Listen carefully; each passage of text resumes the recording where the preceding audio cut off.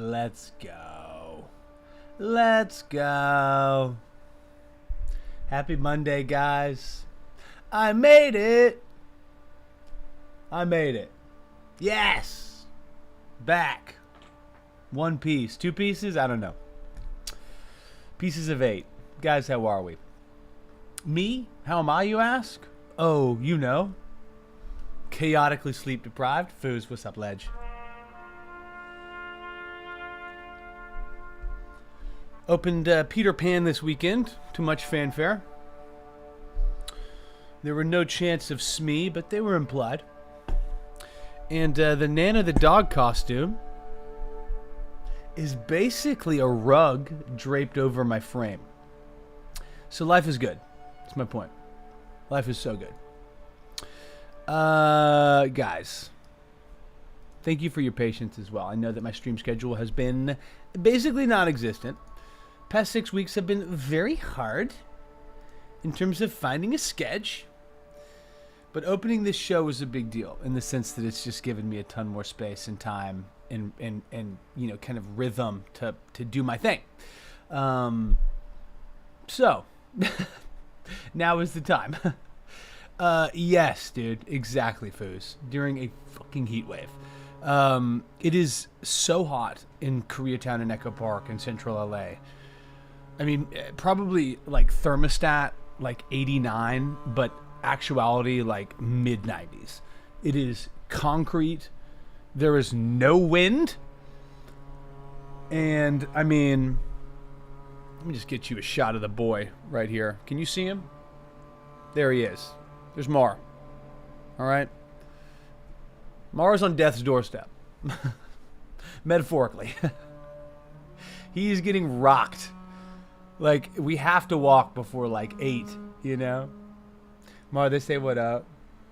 Foos, this is crazy. And like, well, yes, I was wearing a dog costume in 100-degree weather. It was unbelievable. I was completely sheen. Both sets of top bottoms I was wearing under my costume, I threw away. I threw them away before leaving the theater. I discarded them. Not in the laundry. Not in my backpack to be laundered later. I threw them into a non-recyclable trash can. Yeah? You picking that up? But Foos, get this. This is, yeah. It's just because it's bothering me, man.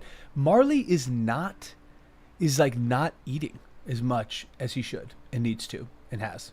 Historically, he's a very chunky boy. It's basically like a walking trash compactor. I'm talking about you. And, dude, he like won't eat breakfast. Yo, Hoilepa, get in here. Bugles up from across the sea, my lady. We're talking about a heat wave in LA. I don't know. And I'm also talking about how Marley just has not been eating breakfast. I think the deal is he is, I think, a little jealous of Waylon, of our child. And I've also been gone so much, man. Like, I feel like my day ends at like 2 o'clock. Because I typically have like something or an audition or a client or a tape. And then I have to be in Topanga at either 5 or 6. And Topanga's like an hour away plus. And just with tech and rehearsals, and we opened Peter Pan this weekend, which was awesome, really satisfying. But with all those rehearsals, I've just been gone a lot, and I feel like Marley has been suffering kind of the brunt of that. For him to not eat is like for me to be uninterested in DnD. Like something tragic is going on. You know? Something, dare I say, dangerous. I told Alex, my wife, I'm like, if he is still being funky next week, like, we're going to the vet pronto. So, you know, I don't know. I just say that because it's been on my heart. I cannot believe he didn't eat again. He like didn't eat all of his he ate almost no breakfast yesterday, didn't finish his dinner, and then again refused breakfast today. You know what I'm saying? I don't like it. Denzel likes it. I don't like it. All right, guys, let's talk about it. Let's go. Hoilepa, oh my gosh. I'm such a fool. Thank you for telling me. I'm a guy, but thanks. Well, hello, fellow guy. Wait, look, I've had that so wrong, dude. You know, it changes my opinion, not a whit. But I'm glad to know. Digital hug, get in here. Whoosh. Or handshake. Or a gentleman's bump. Whatever. Yeah, man, like, we're eating enough, but Marley's not eating enough, you know? Okay, yeah, good to know. It's just a growing pain thing. I hope. Foos, appreciate that. I mean, it's tough with dogs, because what can you do other than monitor it and move on, right? Okay. It hits DnD. So, guys, I love you. I'm glad y'all are here. I'm going to do the recap like normal. And then I actually want to do something a little bit different and kind of peel off from this main Dragon of Icespire Google Doc. And I'll talk about the reasons why. But first, let's recap. You guys know it's late campaign, Dragon of Icespire Peak.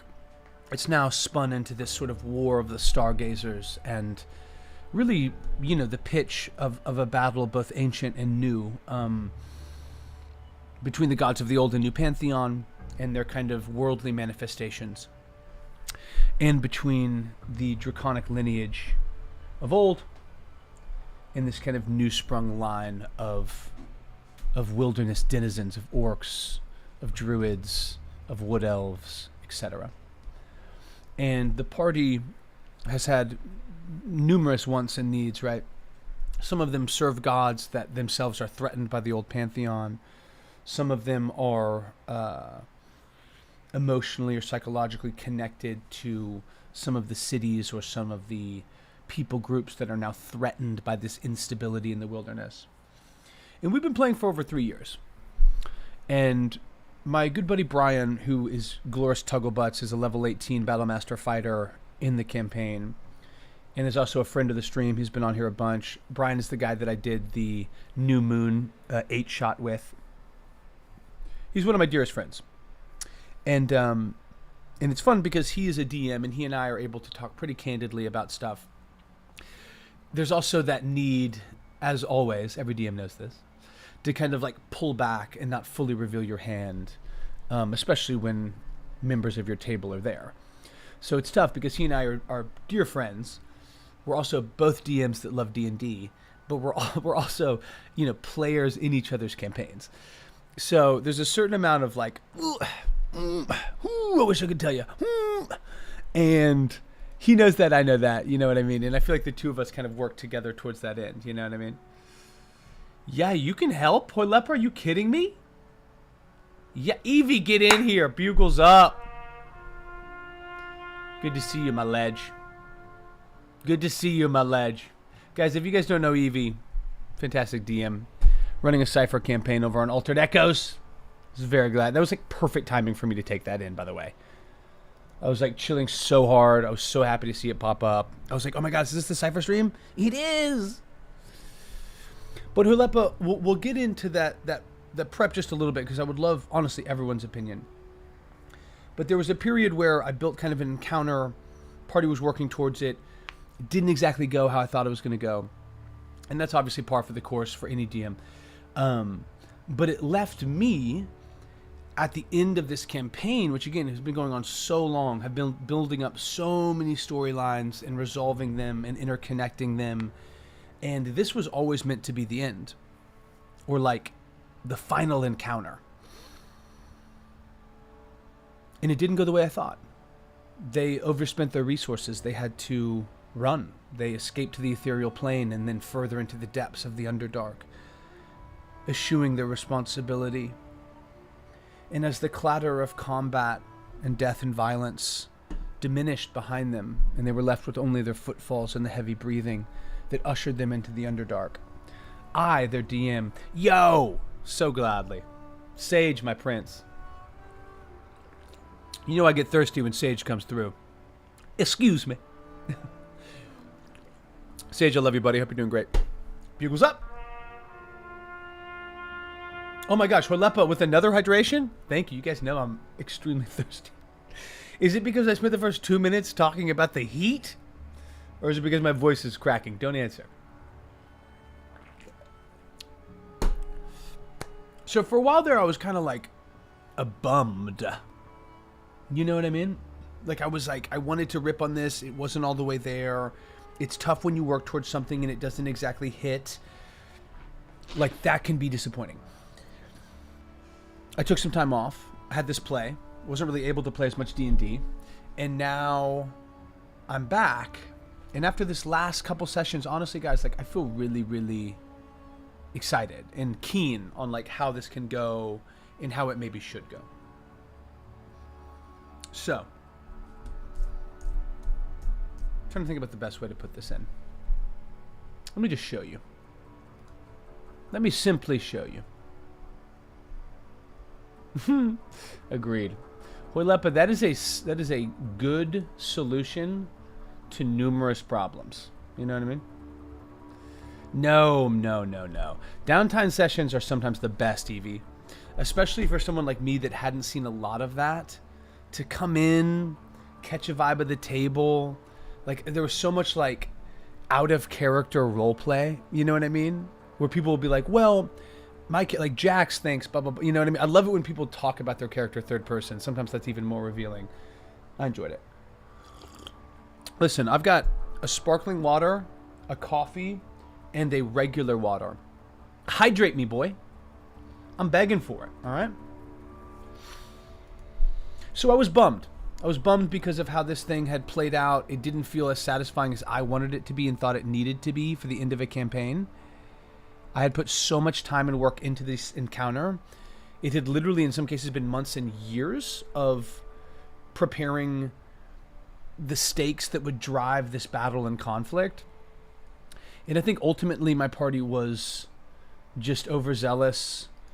They bit off more than they can chew. They tried to do more than they could. And because of that, they didn't have the resources to deal with it. And that sucks. So what was meant to be the heroic finale of them saving this ancient blue dragon, Trisylodon, the misery in blue, this ancient mother dragon that had lost her brood twice over. Instead, she was overwhelmed by a host of ice shield orcs that rushed into the cold box, into this lair that she had made her home for over 1,000 years. And in this tomb of lightning and death, she will never be seen again. And damn, I was fucking bummed. Ah! I wanted them to save her. Reunite the peace of the wild.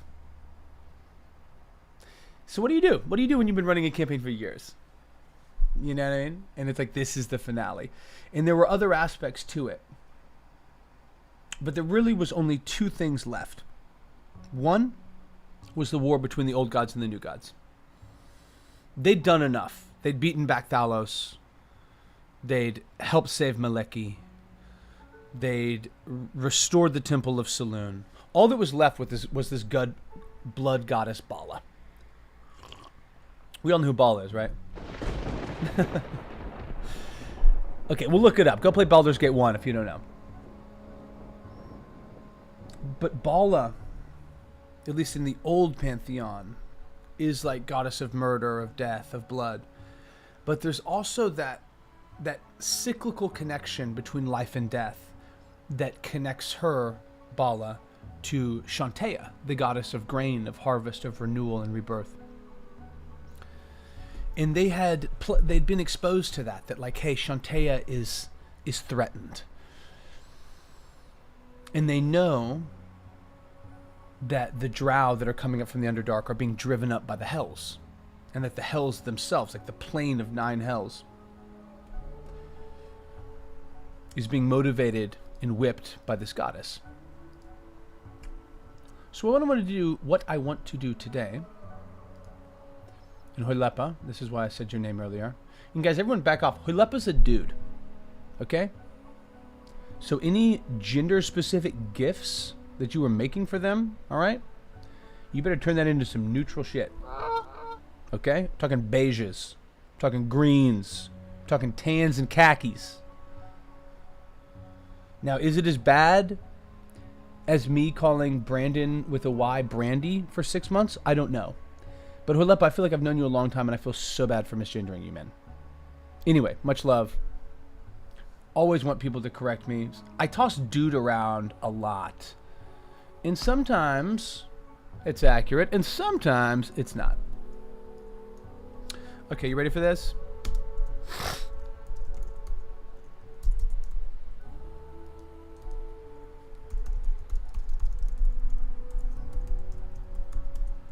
And this is very much a me move.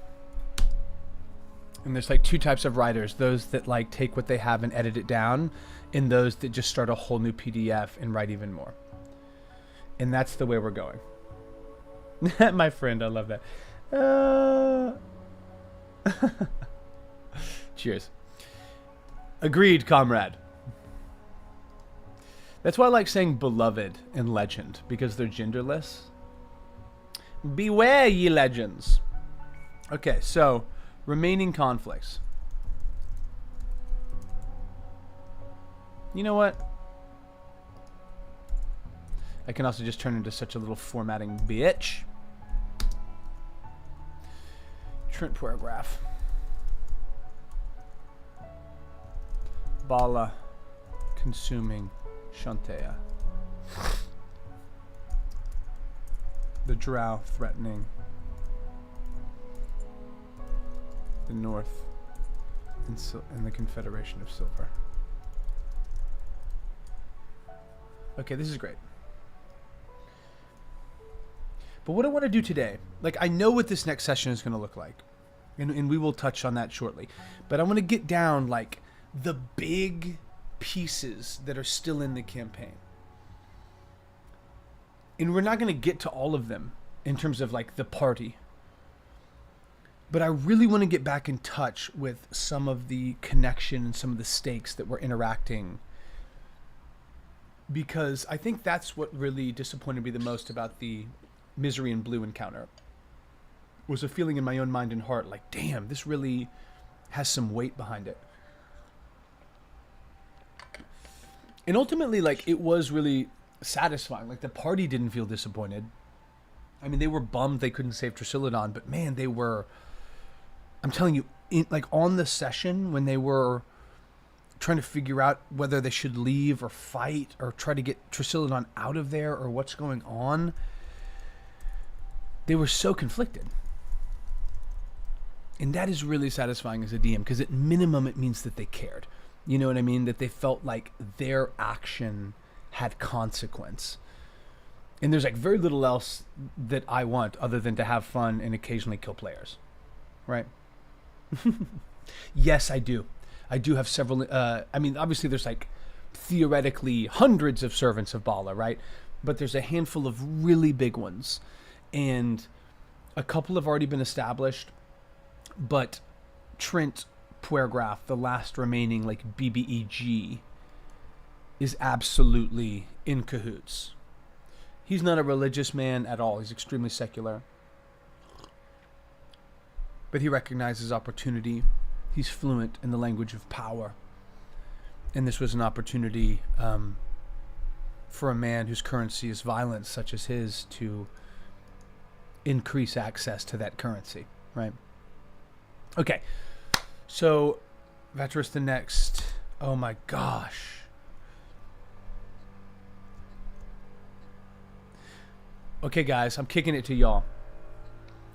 This ancient blue dragon, Trisiladon, and it's too much, but it was like, again, 4-year campaign.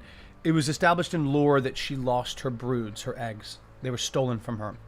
It was later revealed in campaign that it was stolen by this BBEG divination wizard who was using the eggs and the scales for components. One of the eggs was returned by the party after they found it in possession of the drow. Another was returned by another member of the party after he found an egg, a copper, a blue, and a red dragon egg, all in possession of a bone devil named Morcanus. Morcanus is almost like a arms broker. The return of these eggs was obviously an enormous roleplay moment, but it very much opened the door for this relationship between the dragon and the party. That's why I thought it would absolutely behoove them to save her. Ultimately, they made mistakes, whatever. But whenever they rushed into the cold box, on their heels, literally, I mean, in map, over 200 Ice Shield orcs that were basically level 7 barbarians. The party's standing there. This enormous ancient dragon is there, basically saying, I will not leave. I will not abandon the last of my brood. And as she basically was there defiant within this chamber of like electricity, sand, and glass, the ice shield started to breach the chamber. And I described her lightning breath as just erupting, right? Yo, Ichin! What's up, Gary? Yo! Sapinchu! Get in here, fellow nerd! I don't know why that kills me. What's up, nerds? Yo!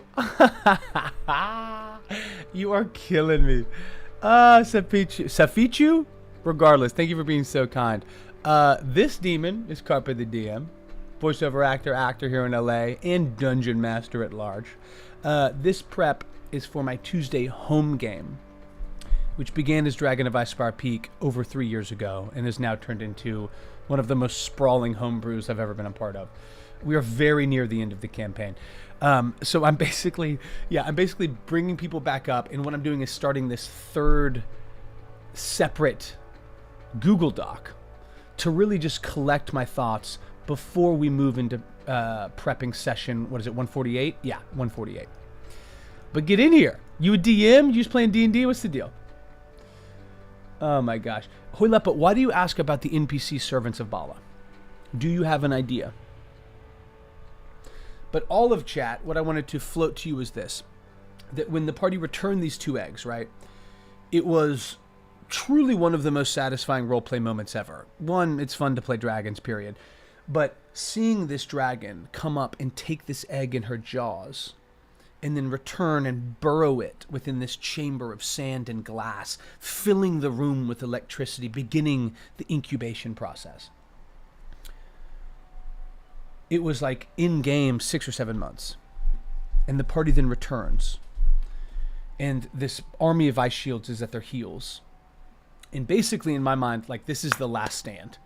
It's the party, they're level 17 at this point, and an ancient dragon versus a bottlenecked force of about 150 level 7 barbarians. Honestly, like, I was ready for that combat, hectic as it may be. But the party was like, no, we got to dip, we got to go. And Vatras was like, I will not leave. I will not abandon the last of my brood. A hatchling remains, one not yet burrowed. And the idea was that she'd gotten one of these eggs, hatched it over about 6-7 months, and just recently received the second one, which was still burrowed into this chamber of sand and glass. And to me, it was like really into the party, but to me, it was like just really special. Like, I'm an actor, I'm a writer. I love story, and what makes story good is characters, right? And what makes characters believable are motivations, are stakes, are the reasons why. So for the party to want to save the dragon made sense. For the dragon to want to save her own life makes sense. But for this dragon to be unwilling to abandon her lair because there's an egg still incubating, like, that to me feels extremely grounded and real, even in high fantasy. And it was heartbreaking for the party. But it's led to a very, very interesting situation. Okay, you can make a plan for the party to get information that they fight on the wrong side. Oh my gosh, Hoilepa. You've read my mind, good sir. Actually, a plot from Bala to make the party turn around and wreak havoc under their allies. Dude, yes, we're working towards that. I've introduced a changeling assassin that has wreaked havoc over the past 2 sessions. Recently, combat broke out. There was an individual that looked like identical to another individual. They attacked him. The illusion dropped. And they thought they had their changeling, even though it was just a human. But what had actually been happening was disguised self. Now the changeling is still in their midst and is about to leave this camp with them. And that will be Tuesday's session tomorrow. But I want to pull back a little bit just to talk about, because again, part of this is like me showing my prep, me stealing your ideas. but part of it is also hopefully making it easier for another DM to steal from my mistakes, shall we say. So whenever the party... Well, let me catch up on chat and then we'll get there. I just started a new Homebrew campaign. Let's go. Each Bins, a.k.a. Fallen K. I love that handle. Each Bins, a.k.a. Fallen K. Honestly, that sounds like a really hard hip-hop lyric. Each Bin, a.k.a. Fallen K. Respect. My last few ones were pretty short, so this one is more grand. I love it, Sapichu. Whenever you start a homebrew, do you start... Like, how do you start? With a map? With a villain? Huilepa, respect. Let's go. Yeah, I mean, usually my sessions are about 3.5 hours. So this is... And as I have been telling the party, this was meant to end at session about 1:40. And due to some actions by the party, they forced the campaign to continue. So, oh, got it, Hulepa. I got there. Cool. The corpse of the blue dragon was risen as an undeath and now used as a... Okay, you are so on track, Hulepa. Let's get there. Very similar, slightly different. This is what I have. So, and we'll jot it down. Vaterus the next. I want you guys to give me the name of another young blue dragon. Male. Not even yet a young dragon, technically. Still a wormling. Only about like 7 months old, 8 months old. Their sibling, their older sister, is named Vaterus. Their mother was named Trisiladon. And I want it to be dark and connote retribution.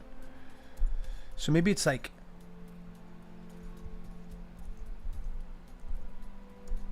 Treacherak. Treacherak? Like as in treachery? This is what I want help with. Because here's what happened, guys. And this is what absolutely murders me. Like, this is what, like, I love about D&D. And again, those of you that have been following the prep, I feel like you guys know what's going on. I don't want to, like, regurgitate too much lore. You know what I mean? Tarnish. Ooh la la. Yes, get the Latin out. Get the Latin out. Let's go. Early. I'm talking about 2020, man, years ago. I introduced what was called the Prophecy of the Blue Dragon. One of my players is a Blue Dragon-born ranger, and I wanted to leave it open-ended enough that I could weave in key points, but to make this prophecy come true, where more or less the savior of Faerun, the savior of the Sword Coast, is this blue dragon that was prophesized. And I loved it because Jordan, who's a fabulous actor and has been on a ton of shows, you guys will probably recognize him, very talented actor, but he's so funny. He's a great improviser. He basically at one point was like, wait a minute, dude, is this about me? Like, fuck, I don't, you know, like in character, he's like, no. Like I'm an outlander. Like I'm a hunter. I'm out in the sticks on my own. I'm not a savior, you know? And that made it all the more satisfying. But the last line of the Prophecy of the Blue Dragon was that a blue dragon shall come and fight the blot in the sun, and the night will be white that day. And there were some other lines. Obviously, it was about a 16-stanza poem, and much of it they'd seen. The old gods falling, silvery moon rising again, old bones lying in stone, now risen. That was a dragon, Huilepa, that had died. That was actually resurrected by the blood goddess Bala. So now they're seeing like, oh shit, that prophecy referenced this, and then that, and then this. In the final line, a blue dragon will come to fight the blot in the sun, and the night will be white that day. What I wanted to happen was they would make it to this blue dragon's lair. The Ice Shield orcs are coming. In their mind, they're like, oh shit, okay, we have to fight the dragon. No, we have to save the dragon and fight the orcs. No, we have to help the orcs to save the dragon. Fuck, what do we do? And as they were there, they were going to have different options. There's going to be kind of a skills tree of choices. But the other ancient, Trisiladon's rival, a copper dragon called the Winged Jester, Reltirion, was going to coast over and briefly blot the sun, casting the plain below in darkness. And that was going to be the final stanza of the dragon prophecy. This jealous copper dragon coming, seeing the weakness of this cornered blue, an opportunity perhaps to remove its only equal, its only superior on the food chain. But the party rushed inside the lair of this blue dragon as the ice shields are rushing up. And ultimately, because they'd used the resources, they'd taken damage, they'd burned spell slots, they felt like they didn't have it to stay there and make a stand. They fled into the Underdark. And they fled with the hatched blue dragon Vatarist. Trisillodon was basically like, take her. Let her see the sky. I will not leave the last of my brood. And it didn't hit me until later, because it was already written, it was already styled, Reltirion was going to show up, he was going to be the blot in the sun. So what then happened? The party fled. They fled with this young wormling. They left this ancient blue in her cavern, where this other egg was still incubating. 150 orcs, by way of a bottleneck, rush into this cave, are met by the electric jaws of this ancient beast. How many could she kill? 20, 50, 100? I think the bottleneck would help her, but in my mind, she fell around 90. But it was then that the copper dragon landed, unleashed its own jaws, swept through the remaining ranks of these ice shield orcs, broke them, scattered them to the wind. And it must be strange to be in this ice field to the north with nothing left but strewn bodies of these barbarians and the lifeless corpse of this ancient dragon that for hundreds of years has been your rival. Oftentimes as a DM, whenever I have these moments of confusion, in terms of like, would they go left or would they go right? I'll roll a die for it. Because I don't like the idea of being the only person that decides. But after you've been playing a campaign for 3.5 years and you set up a very delicately balanced prophecy that ends in an epic battle, and then your party somehow botches it, you make some allowances. So that's why I simply decided, I didn't roll for it, I chose that Reltirion, this copper dragon, this rival to the blue, would find this hatchling egg, would raise it in its own image. And now the final image of the campaign, and this is why I ask about the homebrew that you were laying out. And forgive me, guys, I'm about to get back on this chat. I sort of was just on one. I needed to rip on it. You know what I mean? But Safichu, that's sort of why I ask. And honestly, you've got a bunch of great DMs in the chat. EV Foos, you got some legends in there. Sage. I like to start. I mean, a map is great. It helps me. Villains, great. Helps me. For me, like, I see it almost like a storyboard in a movie or a show. And the images of what the finale, what is the final scene, what is the final tableau? It was always this icy pitch, this battlefield of snow and frozen tundra. Ice shields threatening this blue dragon, the party fighting with them.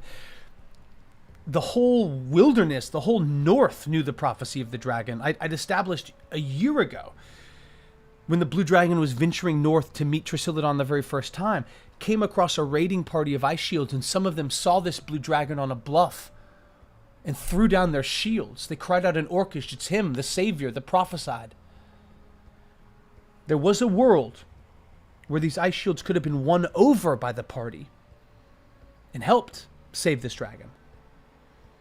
But regardless, what would it be like for a copper dragon, a trickster, a shyster, one that has been betrayed, one that has been abandoned? What would it be like if they found the young hatched egg of arrival. There's a world where they just kill it, right? Jaws on the neck, snuff it out. I think there's another world where they raise it. And now for me, that final tableau, and there's several that could be. The spell guard of Silvery Moon, out in force and dress, stopping the storm chasers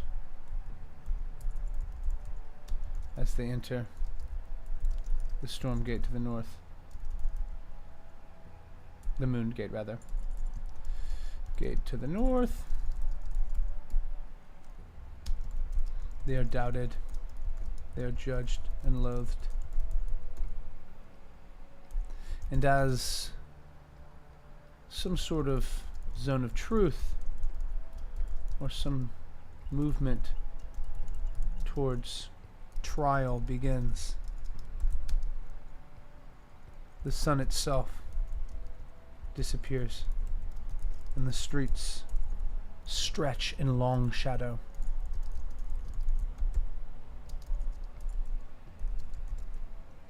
As a winged figure comes to loft atop the moon bridge. Who was that? Oh my gosh, Vog! Hey, get in here, baby girl. How we living, Vog? I am mildly on one. I'm so happy to be back streaming, and I'm so pumped for this game tomorrow. And I'm finally, y'all, I'm finally feeling like I have the campaign back in my hands. You know? It spiraled away from me, briefly, whenever that encounter didn't go the way I thought. And not that it was even like a bad session. I just emotionally, as a storyteller, I was like, this is the end. This is it. Here we go. They fucked it. But now I'm back, baby.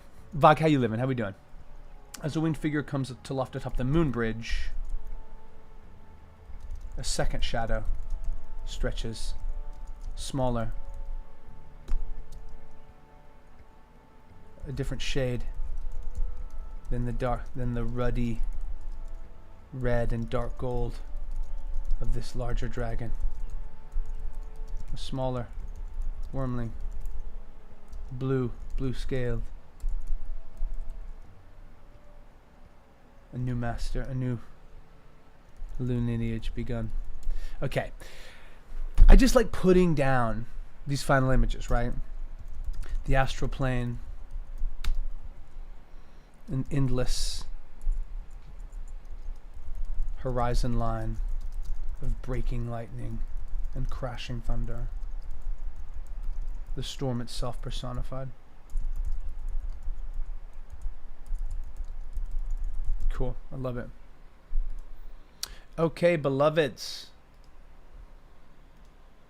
I am feeling this. I am down. Okay, I am going to catch up on chat, and then we're going to move into the next session prep. But you see what I'm saying, guys? Like, sometimes whenever shit really hits the fan, and we know this, but when shit hits the fan, that can be a good opportunity. Sometimes it can just break the campaign. You know? Like, it's hard to know. But hopefully, whenever I'm patient and can pull back enough, Boreas, Illibrand, oh my gosh, these are great. But if I can pull back enough, solutions will present themselves. And all roads really do lead to Rome. Wow, you guys dropped some heat. I missed all of this. I was on one. Okay. Hoilepa, we are getting to the risen corpse. You were spot on with that. The dragon is somewhat still sentient and now is pissed at the party that they left her child to die. Yeah, not a bad thought. Not a bad thought. I like the idea of this young blue dragon being raised by the copper. And I already have kind of like a dragon risen from the dead by way of this blood goddess Bala. But these are fiery suggestions, chat. Let me get there.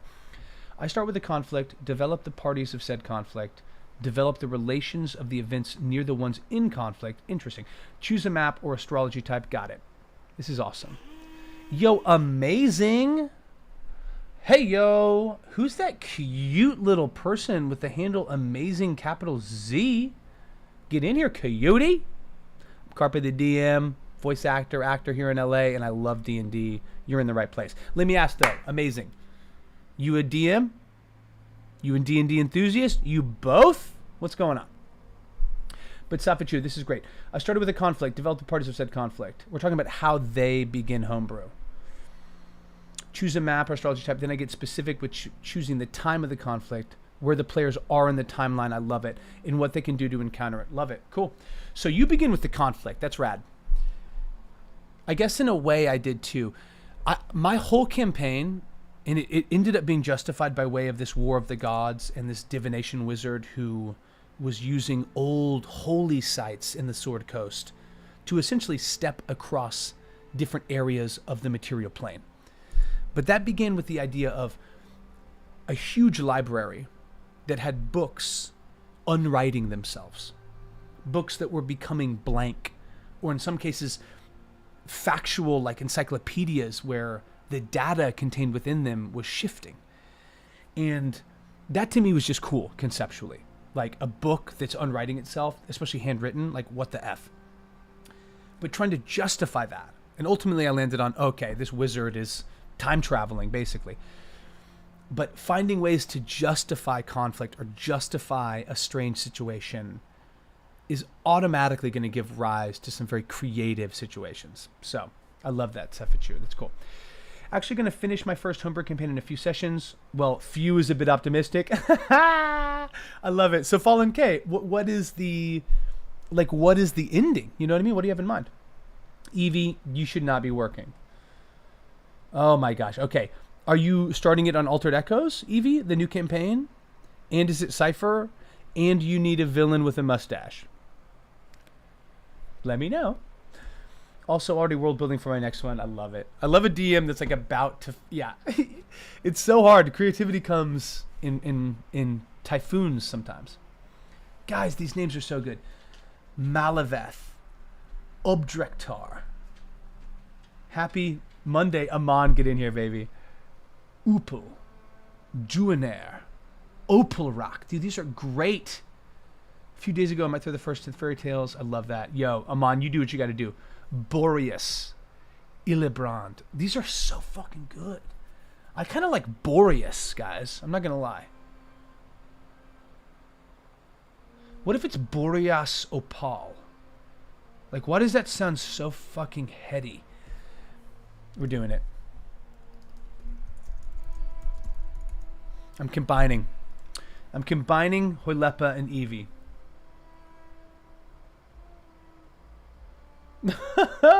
Is the green flood Evie? Oh, Amon, you're referencing something else. Sorry. It's a raging blue dragon mother. Nobody's more bloodthirsty. Agreed. Yes, okay, Sefachuk, love it. A bard fairy in the world. Hey, man. If a bard sees a Rapunzel, you got to save it. Yes, I think they would crave company they can trust. Yes, agreed. Exactly, dude. Hoilepa, that's where I ended up with it. Is like a dragon that can have a dragon loyal to it. That's a rare thing. So seize that opportunity, do what you can do. Vog, you know I love you. Get in here. Okay, the dragon found the egg, and after ages of betrayal and loneliness, this old dragon hopes this hatchling could become the company. Yeah, 100%. Yo, Gervanch, I missed you, dog. Have you found Ratio? Has Ratio surfaced? Do we need to put out an APB for your podcast partner, Ratio? All right? Anybody that's out there, anyone that's in central India or the Indian Peninsula at large, or in Canada, apparently, be on the lookout for a series of very handsome Indian gentlemen. One of them is missing. His name is Ratio. I've done my part, Gervanch. How you doing, boy? Bugles up for a real one. I love it. I just got some tea from the country of Georgia. What kind of tea? I love good tea. I use music to find my scenes. I just listen to a song and go, oh, yes. Yes. Well, you'll notice like this is a heavy strings, right? This is kind of like ethereal music. I wanted something that could really pull me back to a big historical timeline, a time of the land of first making, of dragons and gods, of of peoples and landscapes being first populated and defined, right? I think whenever you're prepping a session, you need to be listening to the music you're going to play in the session, because it connects you like that. Or at least it helps me, you know? Okay, Lurk Vog, get out of here. Yo, Gravanch, we will make some music, bro. I'm just buried. Agreed, Amon, agreed. I don't think they would leave it.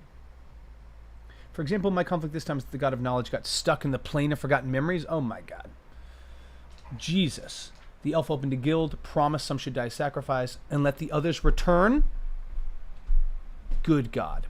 Root, Sidka. I like Sidka just as a name. Boreas raises him as his own. In his own image. Trickster. Beholden to none. 2. Cool. I love that. Okay, let's punch it up a little bit, guys.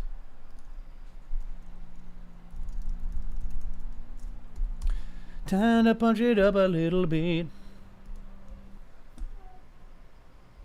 I don't know if you guys can hear my beloved son, Marley. Oops, sorry. But he is moaning like a stuck pig. My God. You just got to see this, y'all. What you doing over there, pup? What you doing? What you got? Wait for it.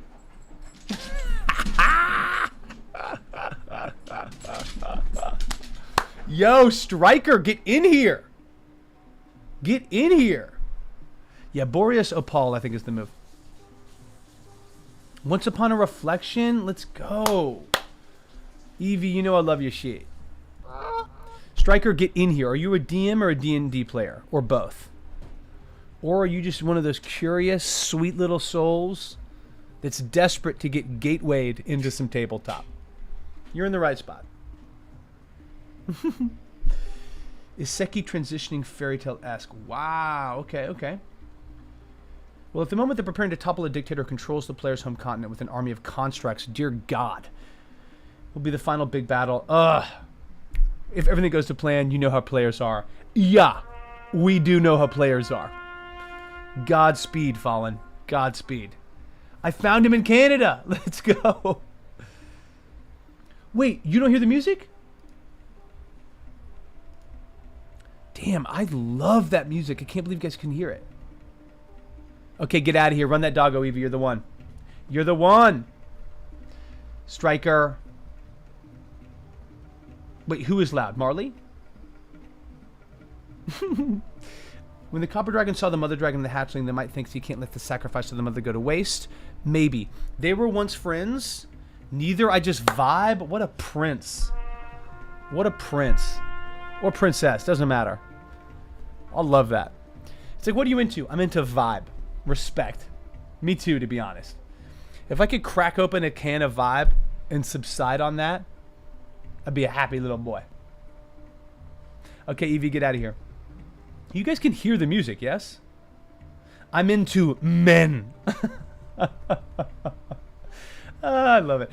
In my world, after the rise of the god of bureaucracy, all gods are near palace in the mortal world. Servants doing endless paperwork. Hoilepa, what a nightmare. What a nightmare.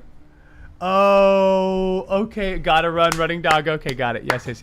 Well, my beloved wife just gave Marley something, which caused him to stampede across our very, very concentrated Los Angeles apartment.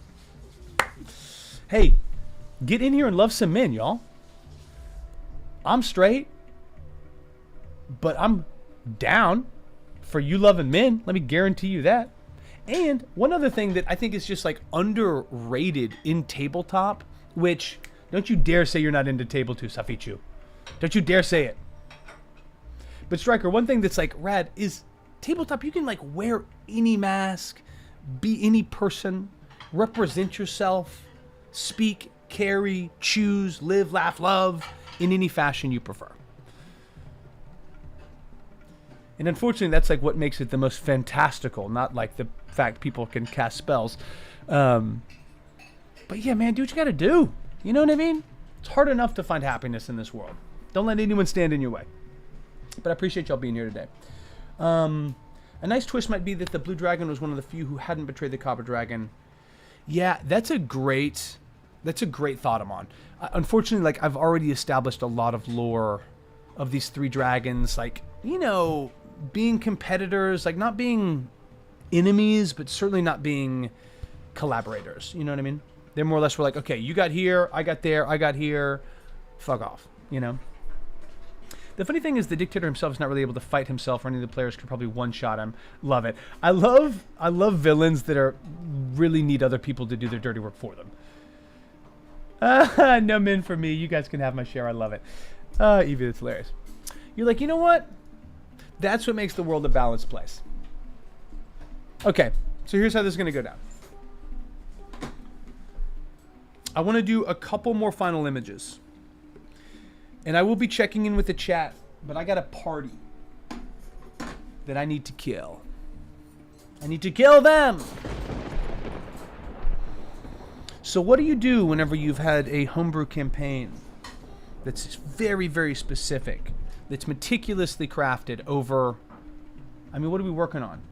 287 pages of log notes and session notes and preambles. What the fuck? What do you do when you get to the end of that and it doesn't go how you think, and you're ready to hand out the end of campaign dice and celebrate and maybe start a Spelljammer campaign or a Cypher campaign or a Vampire the Masquerade? What do you do? Well, if you're me, you go on a very long bike ride to Ventura, and then you get a little stoned, and you think about all the things that you loved about the campaign to begin with. The gods, the dragons, the ancient scope of the goings-on. And you find a new solution. So yes, the young dragon that was saved by the copper dragon, that is going to be a great twist.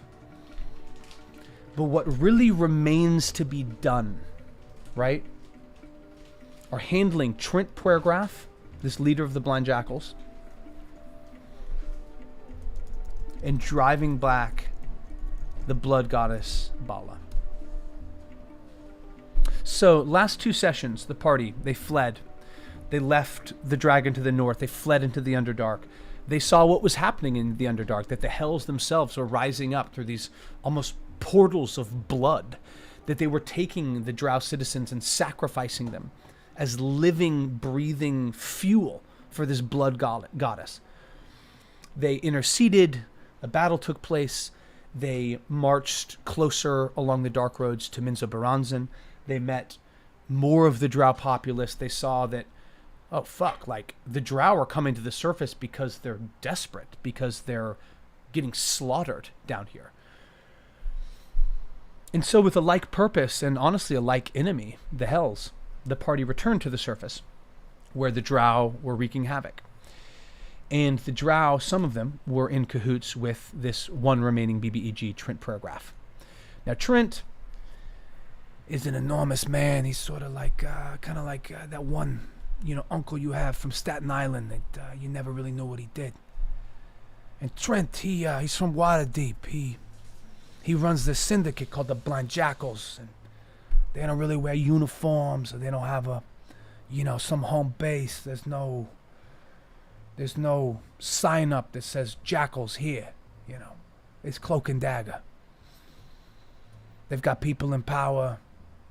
They know how to take people out of power. They're fluent in the currency of cold steel and shadowy exchanges. And Trent was long ago working with the BBEG, who's been also killed. Well, Trent's alive. But his deal with the Jackals was basically this. Or his deal with the Drow was basically this. We, the Blind Jackals on the surface, we're criminals. We are smugglers, we are thieves, we are assassins. We are a network of coherent, structured, back alley power. And the Drow were more or less desperate for a new place to go. And the agreement was more or less that the jackals would supply the drow with information and with armaments, TNT, explosive powder, things to get through to the surface. And the drow in exchange would comprehensively attack 4 or 5 major cities in the north.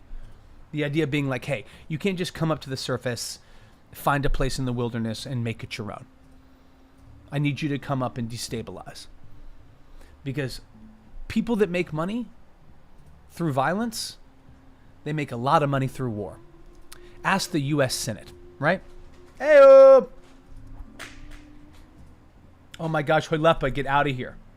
I need to go shopping before the shops close. So goodbye. They're drowning? Striker, how dare you? How dare you? Yes, dude. I was in Ventura very recently. In 2 days, the level up is scheduled. I love that. Burned in the trash can? Oh my gosh. Safichu, I love that. That's great. Well, I hope they got that handbag. Hoylepa, that's not a bad idea. But I think I have to stick to the prophecy because I've gone in so hard on it right now. You know what I mean? I have to. I once read a story where a dragon had an egg where the baby couldn't hatch, and so they bound it with the randomly appearing hatchlings they came across years later. Interesting.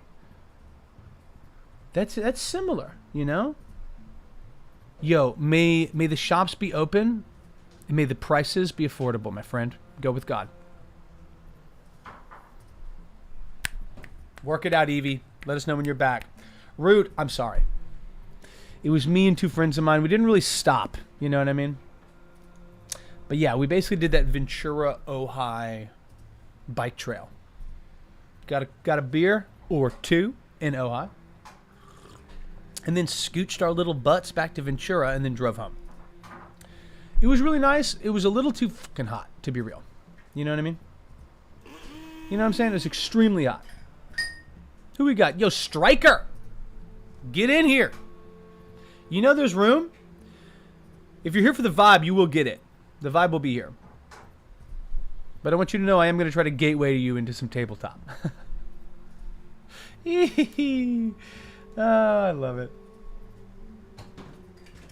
Okay.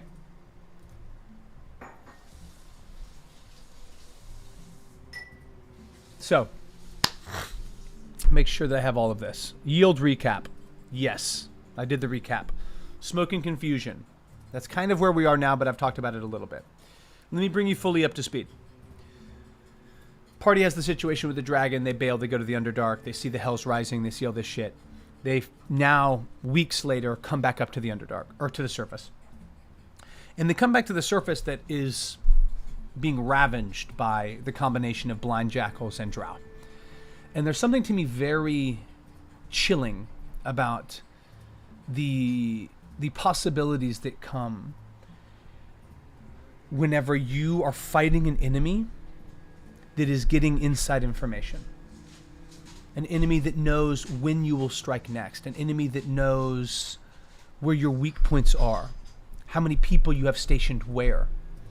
And all the more so when this enemy sees very well at night, prefers to move at night, prefers a moonless forest floor.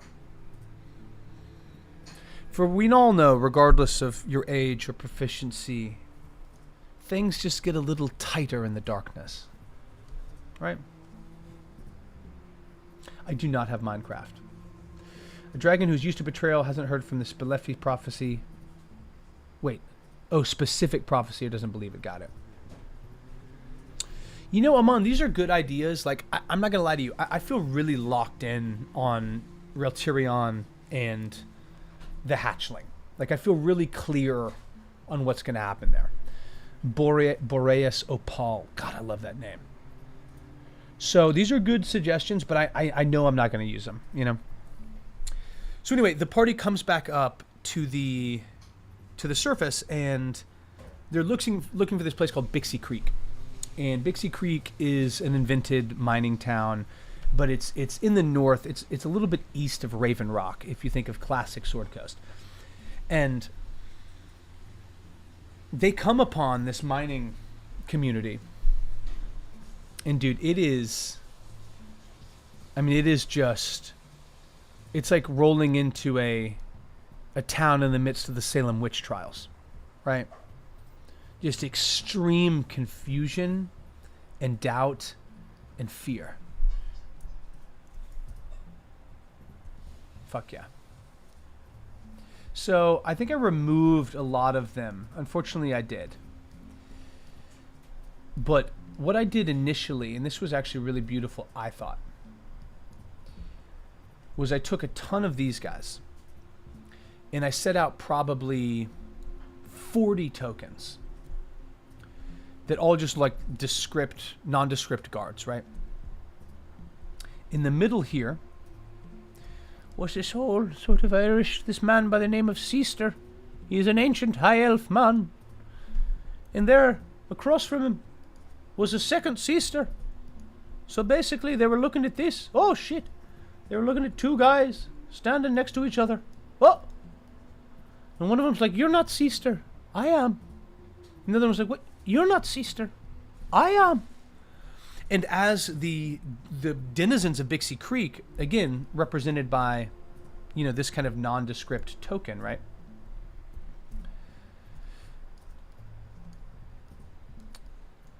As the party started to figure out what was going on and they weren't really sure what to do and they're asking questions and not getting anywhere, before they'd even reached Bixie Creek, they had to walk in through this area and they just got grilled, right? Who are you? Where are you coming from? Do you know the password? You're going to have to stand in before a zone of truth and answer some questions. Like, nobody gets in. Every time we make a move, the drow know where we're going. Every time we set up an attack, it's thwarted. Every time we move in force against the drow, they're no longer there. It's like fighting shadows, like chasing smoke. So eventually, through some role play and some luck, they're inside.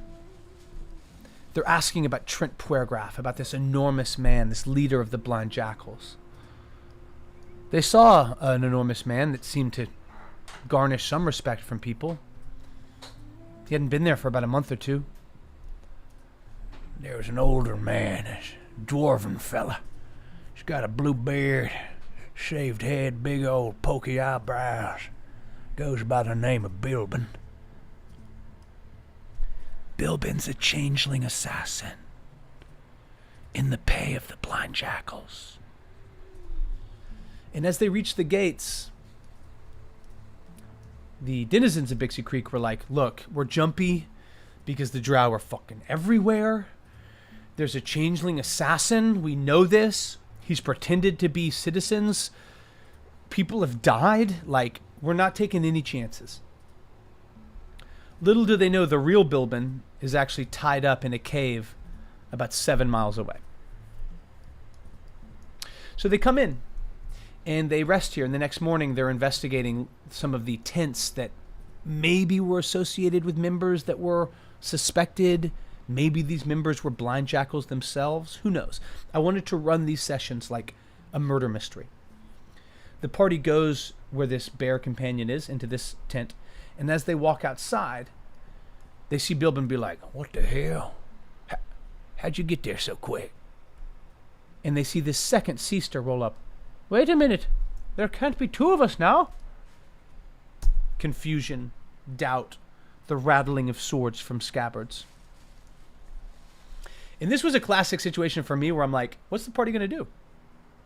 How are they going to get out of this? Will it work? And they actually had a very, very clever plan.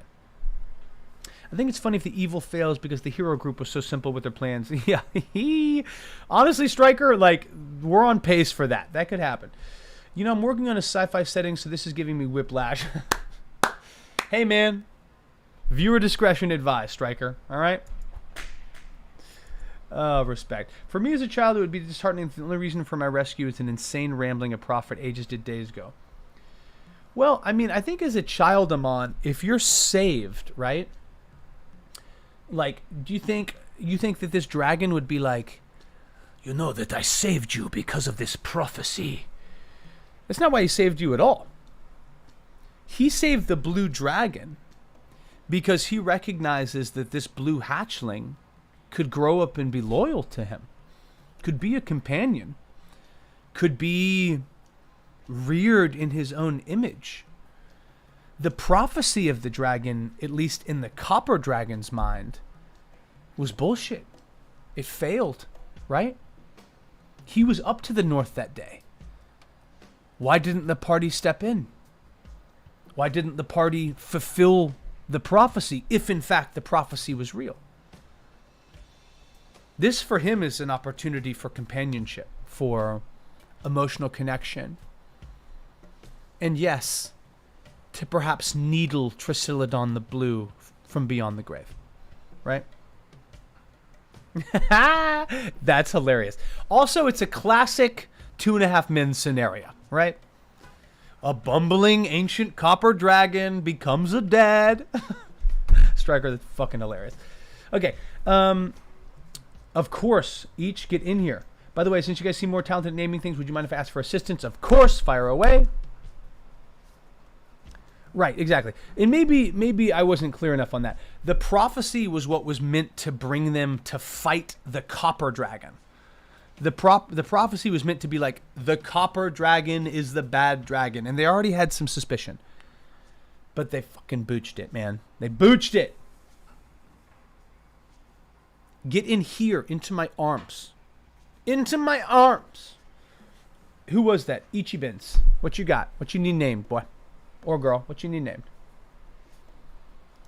So the party came to Bixie Creek. The drow have been ravaging it. The blind jackals have been feeding the drow information. And the entire north is like rocked. I mean, villages overwhelmed. Towns put to the sword. Mirabar fallen. Completely wiped. The last real stronghold outside of like Everland and Sundabar and, you know, Silvery Moon, like the big cities, is Raven Rock. Everything in between there is now, I mean, anybody's guess. Smoke and ashes, blood, unwashed graves, who knows? But the idea here was I wanted to drive them to the blind jackals. I wanted to show that while they've been gone, the blind jackals and the drow have been choking the life and the fight from the north. And they've been doing it with this cloak and dagger intrigue, this suspicion, this neighbor doubting neighbor, right? And what better way to force that than with a changeling? So that was established. They came in. Everyone inside Bixie Creek is like, oh man, you got to do the zone of truth. Oh, well, yeah, it's because there's been people coming and stealing other people and killing people. And Bilbin's like, yeah, if you want, I'll tell you exactly what happened. And as they eventually found a solution, which was the cleric casting Summon Celestial, which for some reason has no material components, and that is bullshit. But regardless, the cleric casts a spell. He summons up this coatl, which was a lot of what I was doing last prep session, right? And the coatl has true sight. So the coatl is looking at this high elf and this individual right here, who is actually a human man, but at the time was another high elf, right? Stay with me, guys. I know it's confusing.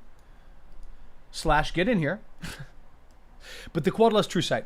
So the cleric's like, which one of these men is not an old high elf?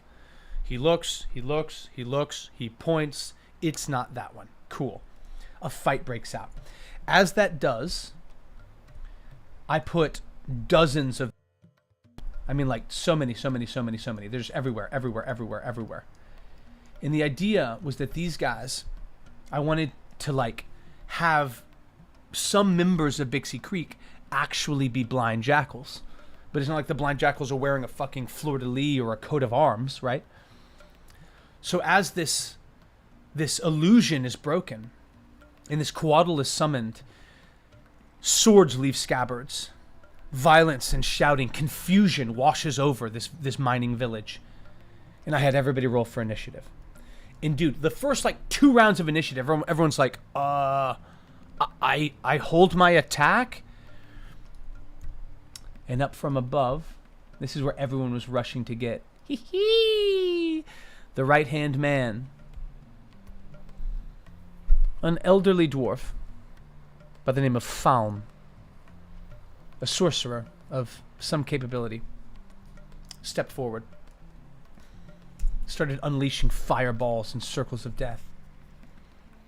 But what he was really desperate to do was to break the cleric's concentration so that this coatl would not see that Bilbin, this NPC that is loyal to the jackals and loyal to Bala, would not notice that Bilbin is actually not a dwarf, but in fact a changeling. So, the coatl's concentration was broken. Bilbin's identity is protected. The battle unfolded. It was very fucking confusing and touch and go, which is exactly what I wanted. And as the party rushed up here to try to get to this sorcerer that is the right hand of this BBEG Trent Puergraf, teleported. Now the party, understandably, is fuming, right? They're upset. They're unhappy.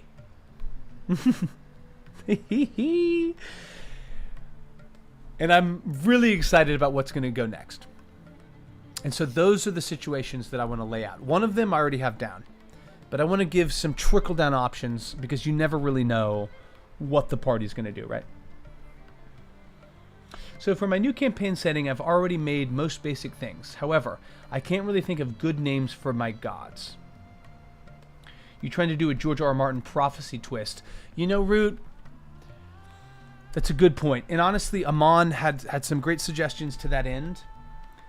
For me, I'm a big believer, and this is just like the type of DM I am. Once I write it down in the master PDF, once I write it down, it becomes canon. And like, look, if I'm really in the moment and something changes and there's a really good opportunity and it's just too good to pass up, then yeah. Like, of course I'll twist it and I'll change it because we're doing this to have fun and to tell stories and to do that as the highest level we can. But I think it's really important for me, especially on page, 284, to just remain consistent. Because once I start pulling threads, that can be hard to adjust. The handful of times late campaign that I've made little tweaks, it's gotten hard. So I think what's going to happen is that in this final tableau, right, whenever we come back, and let's say that the party tracks the sorcerer from Bixie Creek. Let's say that they make it into this dark hearth, this like old sunken mine system that is being used for Bala. Let's say that they go in and they see Trent Puergraf and they see that he, through this like sacrifice to Bala, has basically imbued himself with the spirit of this dead dragon. So this dude is like stacking power. He's got Bala, he's got draconic lineage, he's got his natural ability as a criminal and a monk. If they get through that, really all that's going to be left is them going back to Silvery Moon and being like, hey, we stopped the jackals, all right? That is in turn going to slow down the drow. We've been to the Underdark. We've seen what's happening. The hells are rising. Like, we have a common enemy. We can figure this out. And there's all this backstory with Silvery Moon. Silvery Moon loved the party loved Silvery Moon. And then at one point, the party came across the literal blueprints to the warding of Silvery Moon. And they didn't know who Trent was at the time, but they traded it to Trent, the big bad, and the head of the Blind Jackals. So it's like they gave the most important state secrets to the worst person in the Sword Coast. So now all of Silvery Moon is like, fuck you guys, you're dead on sight, you're not welcome, the house you bought has been repossessed, the livestock you left has been repossessed, like, you have been stripped of rank and title in Silvery Moon. The party's going to go back and try to talk their way into it and be like, no, we did this, no, we did that, it was a misunderstanding. And in that moment, the sun itself will disappear. And the streets below in Silvery Moon will stretch in long shadow as a winged figure bats across the skyline. You see the shadows fall comprehensively as this enormous shape blots out the sun yet again. And I'll probably even hammer it.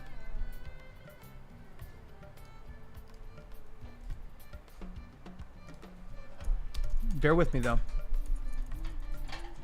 Oh, is that my good boy Marley? Hello, po. Blots out the sun yet again. Though the prophecy of the dragon mentioned only once. Perhaps serendipity. Perhaps the power of fortune's hand. You guys track on that though, right? Like the first time, the end stanza of the prophecy is, and a blue dragon will come to fight the blot in the sun, and the night will be white that day. It was all fucking set up at the cold box in the spine of the world with Tricilodon and the ice shields. Ah! They booched it. But now they'll move forward. They'll do what they got to do. They'll find solutions. They'll further the story. But once they get back to Silvery Moon, in this hour of triumph and satisfaction, the sun will again be blotted by the same scaled figure, Reltirion, the winged jester. Except this time, as that long stretch of shadow continues, it will shrink as a second figure passes in front of the noonday sun. Smaller, its scales not a coppery green, but a light and darkening blue. And that's how we bring it back, boys and girls. That's how we bring it back. All right? I think a zone of lives would be more effective. That's hilarious. That joke was actually made. It was like, we have a zone of lies. Okay. Name for an alien species. I like the Yaxar for an alien species. You know, it also helps if you give me some more nouns and verbs that exist in the world. That helps me a lot. So I hope that makes sense with like where I'm at with the prophecy and with the dragon. You know what I mean? But let's go back to where this is going to go. So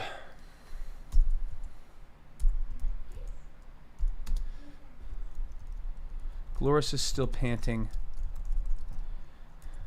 throwing back the flaps of the tent. The second time in as many days that you've been a heartbeat behind your quarry.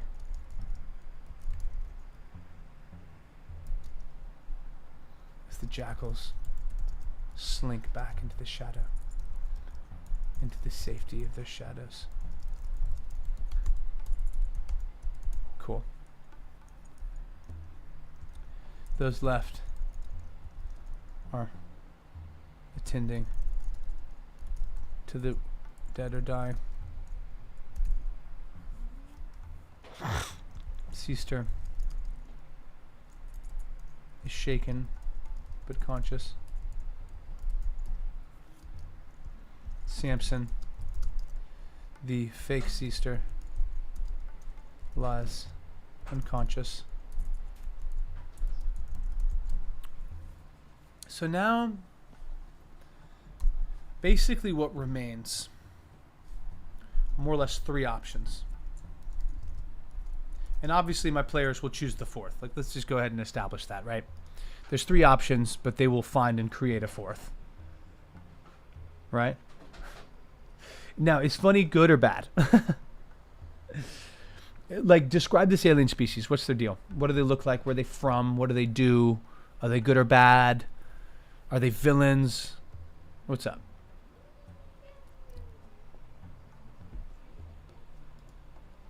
Okay, great. 3 options. Hide here. Send word to Raven Rock that no help is coming. Try and make it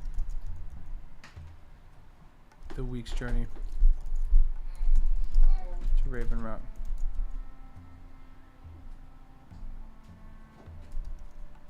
By foot or by the Dark Hearth.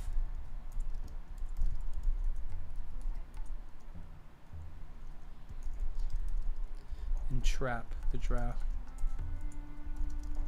in a snare of your own. Cool.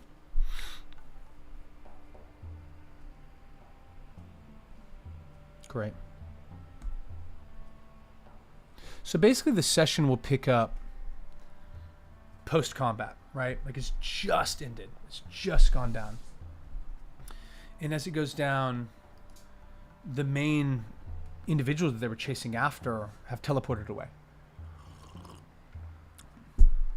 I think it's very possible that they will simply try to heal some of the injured jackals and interrogate them, which is always kind of tough for a DM. Like a criminal that's given their whole life to an organization, how much are they going to give up?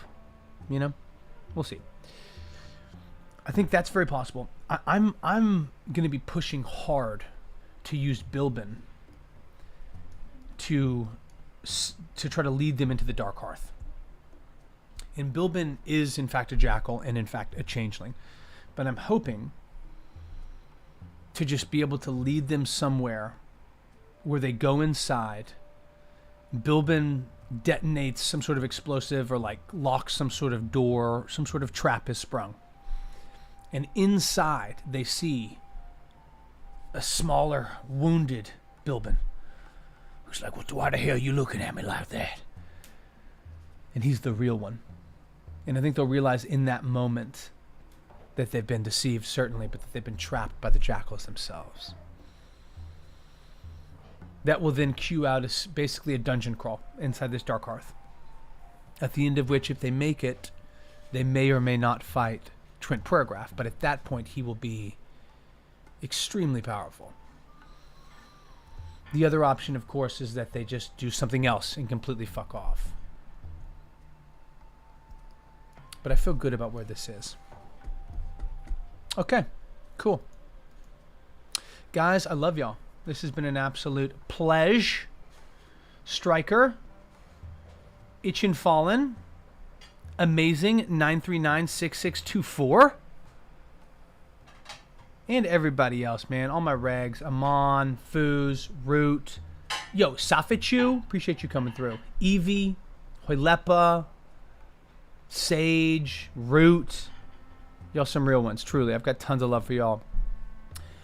Now that this show has opened, I have way more control over my schedule. I will be regularly streaming again on Mondays, doing my session prep before Tuesday games. And this Friday, I will be playing some Elden Ring expansion, Shadow of the Erdtree. Shadow of the Erdtree. But as you guys know, I like to end every D&D stream by raiding somebody else. So, I like to find somebody that's ideally doing prep for Dungeons and Dragons. So let me just see. Oh, wait. I can't go yet, guys. I have to write the intro. Duh. So I already have maps for all of these. I'm not too worried about that. I do need to add stuff for the Dark Hearth.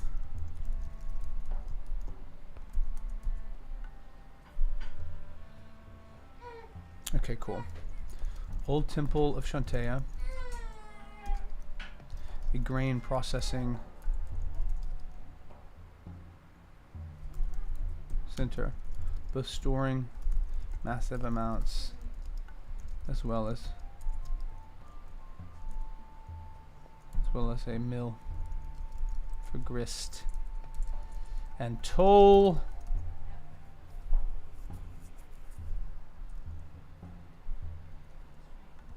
Several tortured like a torch. Fairies are smeared into the rock.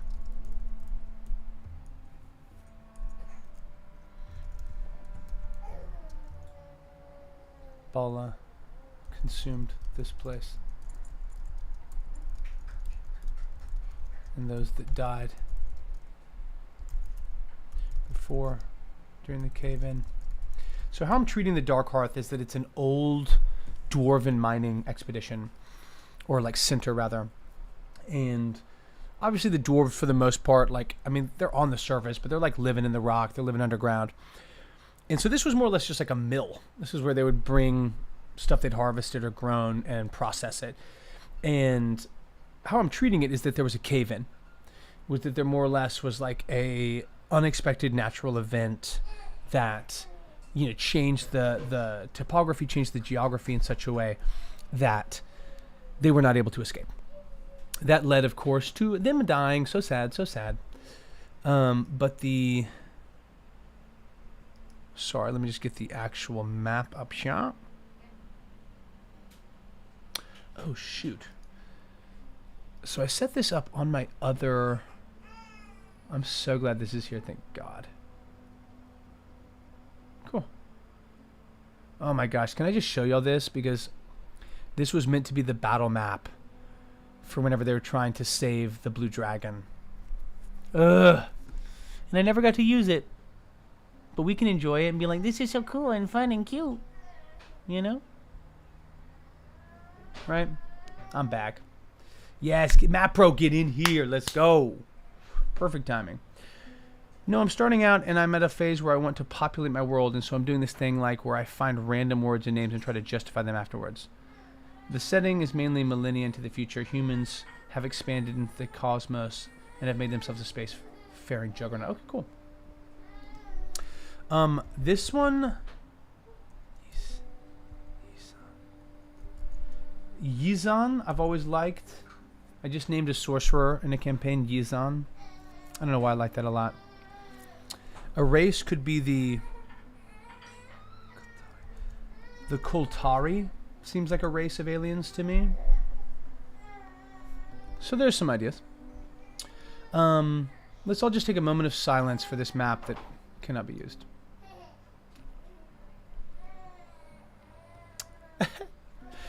But this map can be used.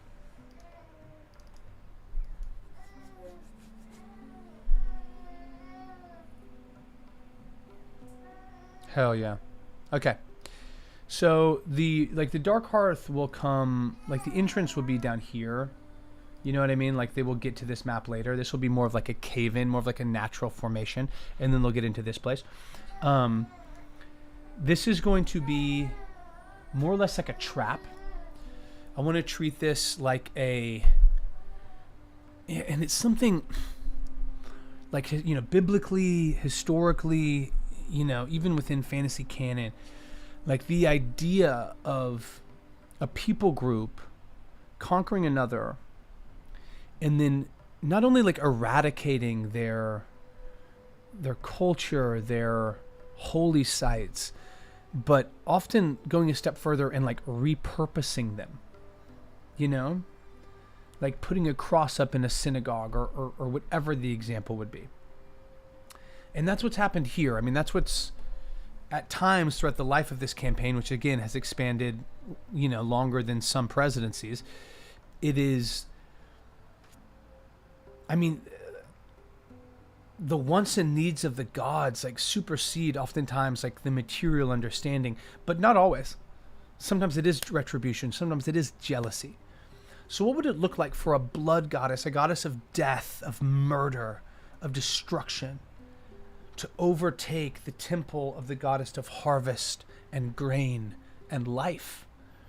And the yin and yang of that, like the polarity of those two is really intimate, right? I mean, like death and birth obviously are right there, but famine and feast, I mean, harvest and renewal, can you have that without the death and chafing of a crop? Right? I mean, it's sort of like part of the cycle.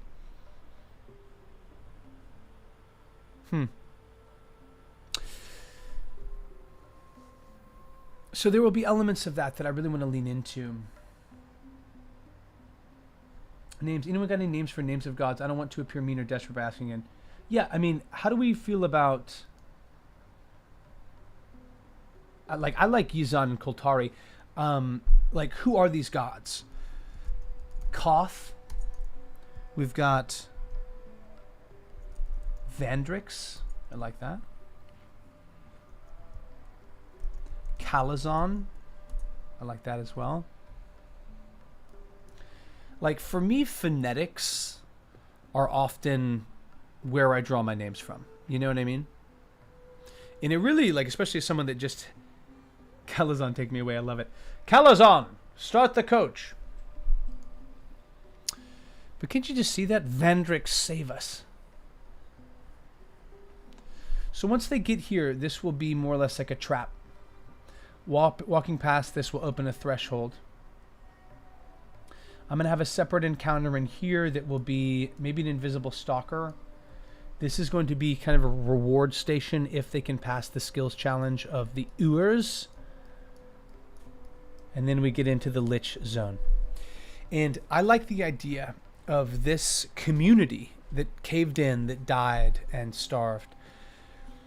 That they eventually... Let's just get a quick shot of Marlowe looking cute as hell. Golly. Gosh, I love you, pup.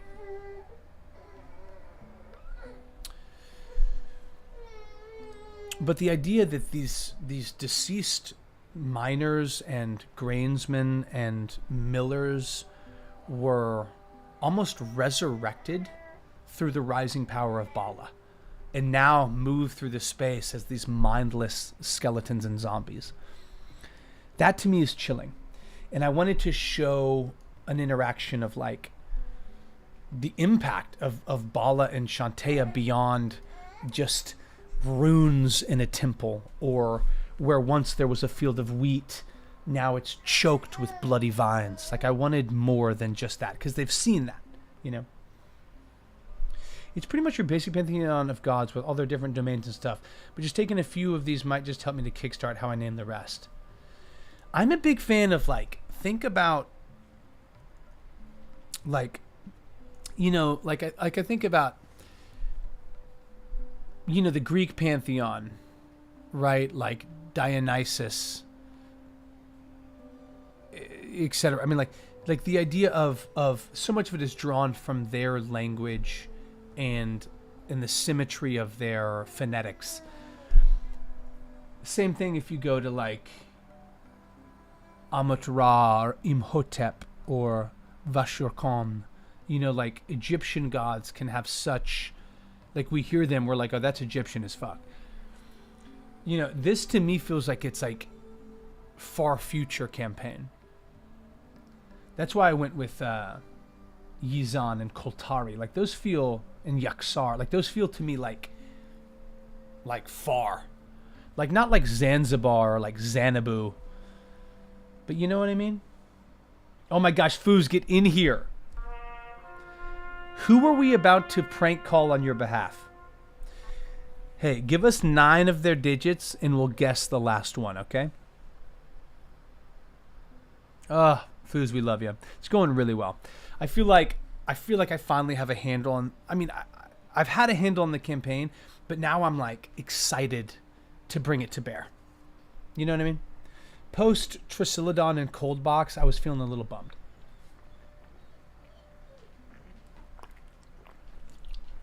But tell us about the client call, though. What the hell's going on?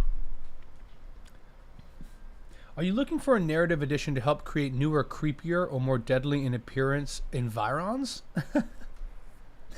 That's hilarious. Well, if you have a suggestion, go for it. I don't really think I am looking for that, but I'll tell you this much. I'm definitely not... I'm not looking for that. Yeah? Yeah? Copy?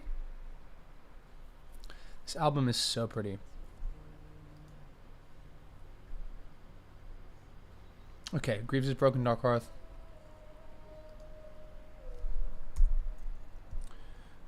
A wisdom save. Good pulled. Oh my god, this is the move. This is what it is. God damn it, yes. Yes, yes, yes, yes. This way, I'm going to make this... This is almost going to be this threshold that they cannot walk past. This is going to be a wisdom save, and those that fail are pulled into the astral plane, but almost like a memory. I want them to see when this place was Shantea, whenever it was a mill, whenever dwarves were working it 800 years ago. I want them to see the cave-in, the collapse. I want them to see the starvation and the death.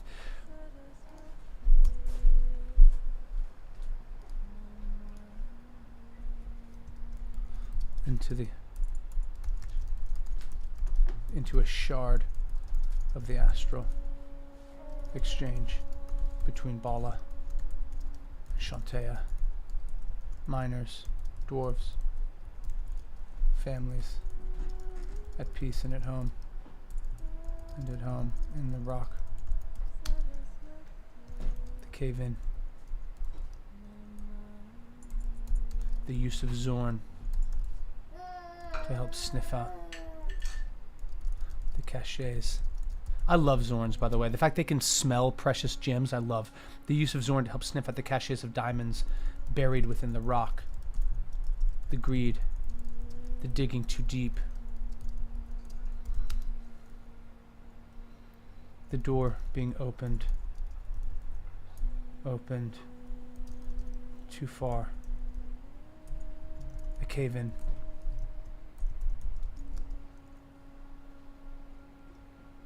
Starvation, death, darkness. Save for those few left alive. Seeking salvation through blood. Cool. Love it. Again, I just wanted to give them like a little bit of lore background. I like the idea that this is a wisdom save that will probably do some damage, but will also provide them with information. Like that to me is very, very valuable. Chickadee, what up? Bugles up, Ledge. How are we doing? I love your... It's so good. Man, we're doing great. Although I'm trying to get a rundown from Foos as to what the L just happened in this client call. We might have to roll out to defend Foos' honor. We're going deep. We're going deep. All right, look at those three. Let's see what I'll come up with for the rest. Thanks for the help. Wait, what three? Okay, great. You took the three I gave you. Love it. I know, agreed. Oh, man. Who doesn't love a good, immature clown that somehow is in a position of power, right? That's a tale as old as time. Yeah, sorry about that. But you know what? I feel like you were so patient and so professional, so I'm glad that you were able to just, I don't know, survive. You know? Thank God you made it through. Ah! Who stole my music? That's fine. Okay, so I feel good about this Dark Hearth. Good blood.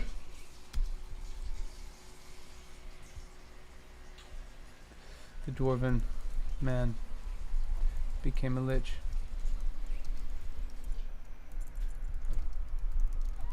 That became his violent host. The temple of Shantea that became a cesspool to Bala. Fuck yeah, let's go. That's what I'm talking about, guys. Like, and that's why for me, starting with this, like that way I'm able to like look for every opportunity for Trent, obviously, but Bala consuming Shantea, that's what we have right here on this wisdom save scenario. You know, the Drow, the Confederation, being able to just write down that these two little dragons are alive. What can we do with them? What can we do for them? Again, I'm just tossing that out because it really helps me, especially whenever I'm feeling a little stuck or a little lost, just to maybe pull back, get down the big points, and then move forward.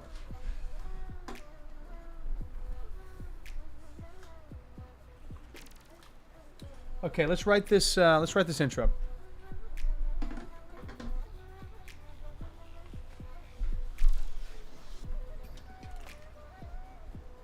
So this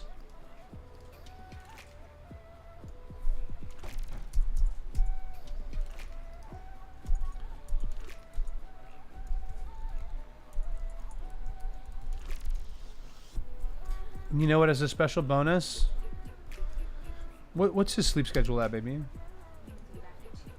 What? Okay, great. Cool. Then there's a little bonus, guys. I'll hoist up the heir apparent here in a sec. People are the worst. Chick, you nailed it there. I work with lawyers. I'm losing more and more faith in the justice system the more I work here. Hey, amen, girl. Amen. Mapro, I love that.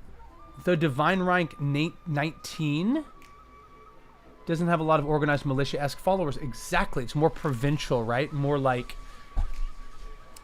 Exactly. In that sense, it's like widespread. Shantae has a lot of followers, but you're not going to find very many like Paladins of Shantae. Although I did make one and am playing one, so they do exist. Shout out to Baradon Ploust. His name's Baradon. Let's go, each. I love that. She's powerful because she's worshipped by the everyday layman, precisely. Cool. Yeah, man, the legal system is a shaky space to live. As my wife and I have violently found out.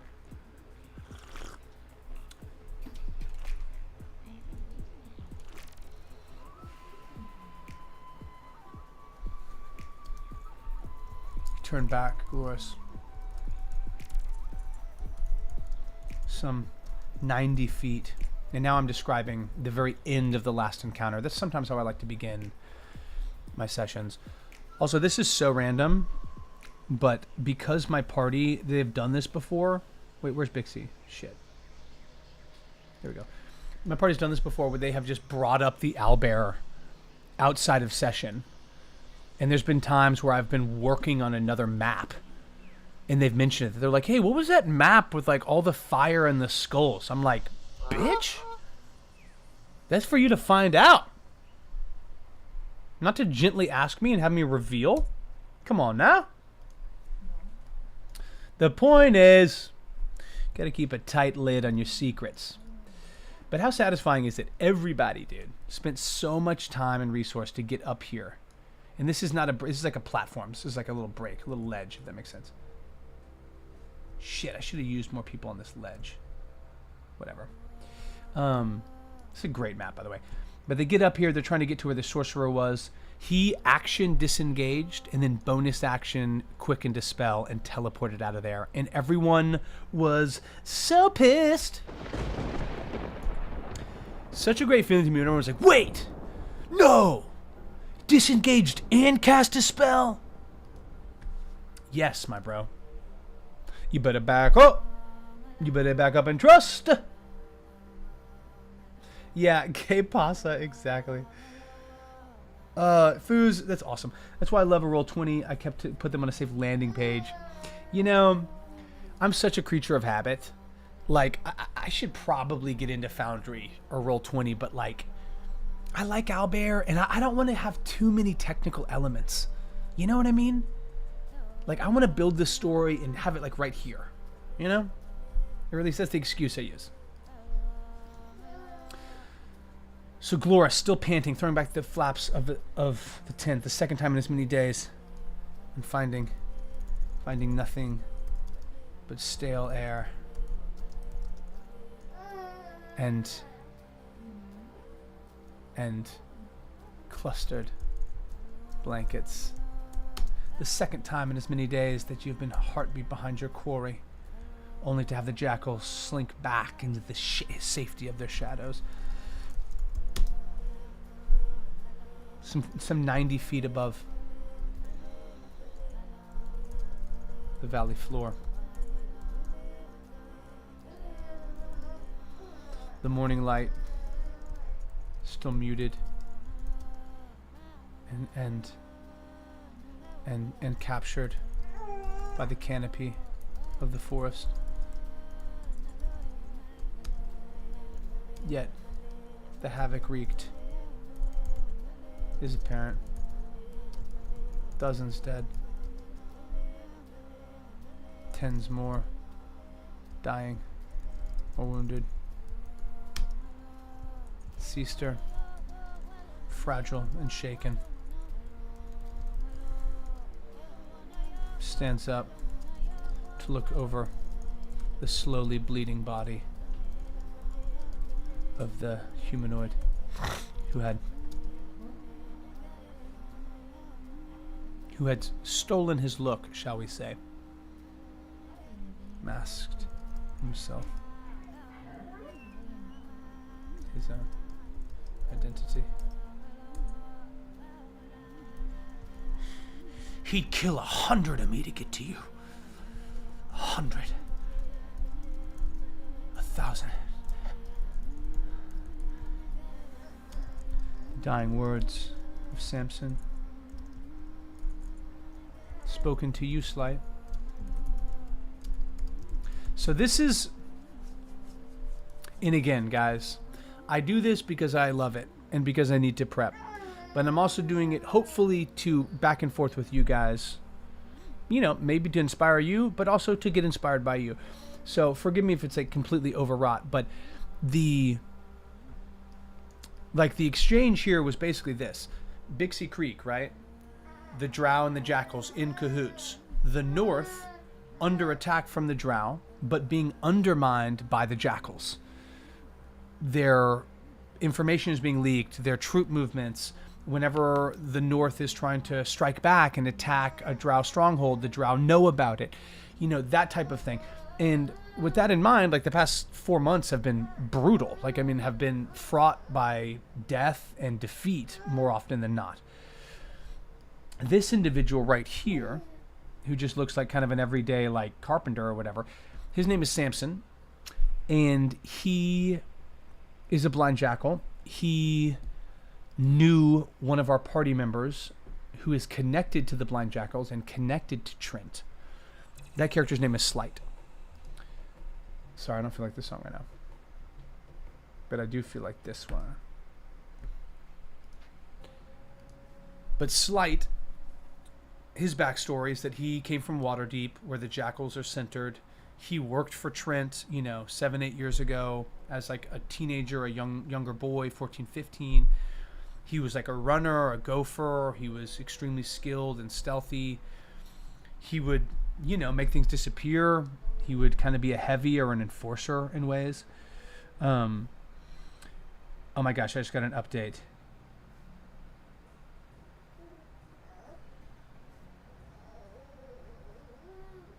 Whoa. Whoa. Oh my God, I'm just so sorry.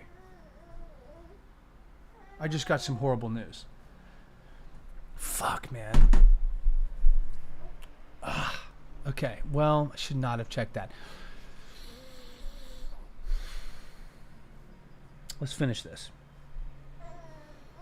Samson appeared to the party like a year and a half ago. Like 9 months in game, out of game, a year and a half. And he was in Silvery Moon. He like walked up. It was him and some other jackals. They recognized Slight. They were talking shit to him. Like crazy to see a dead man walking around. And shortly after that, he went outside. Slight did. And Slight was ambushed by a couple assassins. Now, at the time, I, the DM, did not know that monks reach a point where they are immune to poison. So these assassins and their poisoned blades did not do very much damage. And now, they obviously didn't see Samson at first. They saw a second Seaster. Let me just respond to this real quick, and then I'm going to fill you guys in. Let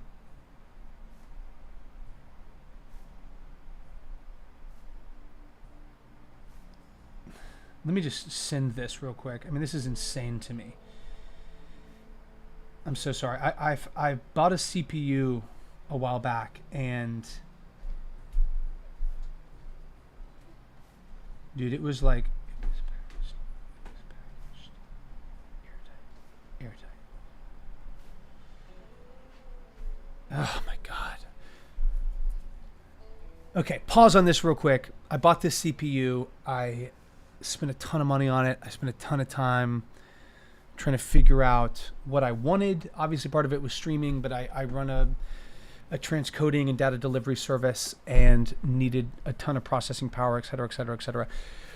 I also, for the first time in years, was going to get a Windows, and I ended up getting a Cobra type, and Dude, it's just been an absolute nightmare. Like tons of issues, latency issues, Windows issues, formatting drives, external drive connectivity, and latency issues. Like it just wasn't what it should be. And so I ended up, I reached out to Cobra Type, and I had a Zoom with one of their lead designers and hardware guys, and he was great. He went through, he checked the log files, the run files, the CDM.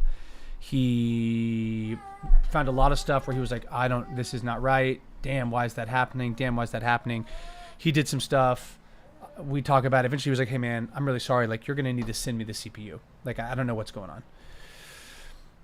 And so not last Friday, but the Friday before that, I packaged up my computer and I sent it to him. And just now, sorry, let me just, fuck me, man. This is just like murdering me. Okay. There's some other stuff. He sends me a photo of the sideboard of the CPU taken apart, and the NVIDIA GeForce and the motherboard are both like askew from each other. And he goes, also, this is how the PC arrived. I'm just like stunned, dude. Babe, you hearing this? This is how the PC arrived. I'm going through now to check all the damage, but from what I can see, the motherboard is definitely broken and will need to be replaced. The CPU cooler can probably be bent back into place. And I still need to test the GPU. And dude, I packaged this thing like perfectly. I took the original packaging that they provided me. I'm just like, what the fuck do you mean it arrived broken? I mean, like, I feel like I need to just be like, you need to give me, I mean, let's just start over. Like, I don't want them, I mean, like, that's not, I mean, it's just, gives me so much, I don't know how to even describe it. Like, we want to feel good about our purchases, obviously. That hopefully is separated from like late night Amazon shopping, right? Just for like the serotonin hit of consumerism. This is not that. This is me like spending months and reaching out to people whose opinion I value, many of them on this stream and chat right now, to be like, hey, what would you get? Hey, if I'm looking to do this and render and stream, what do you think? And God, dude, it pisses me off so much that like it didn't work well. But to turn around, I mean, like, shipping electronics is so stressful. It's not what I want to do. It's not what anyone wants to do. It's not what the electronics want.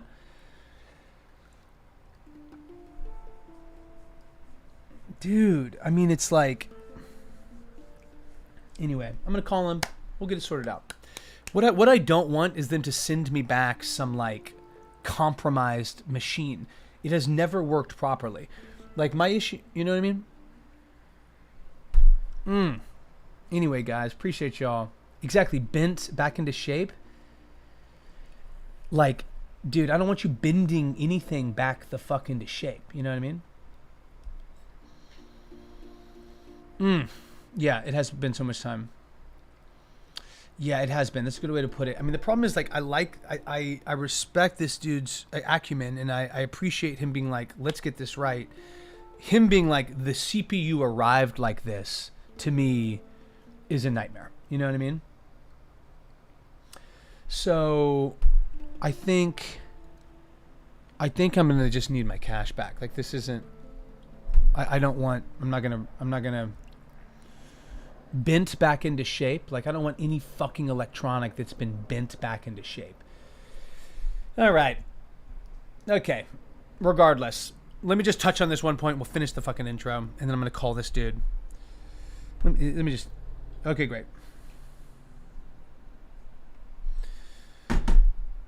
This is insane. So, as we know, in this scenario, I wanted to introduce the subterfuge, the confusion, the doubt into the party and represent it through this combat, which honestly happened and was rad.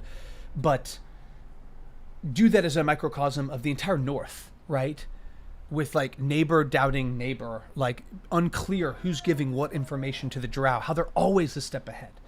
And as they come inside and they now see two sisters, especially against the backdrop of being told that there's a changeling assassin in the pay of the blind jackals, this fight broke out. And it was only whenever it was only whenever he was ultimately knocked unconscious and the spell was dropped that the party saw that this second sister was in fact Samson, an individual that Slight's character definitely knows, and an individual that has come across the party, albeit only once a while back.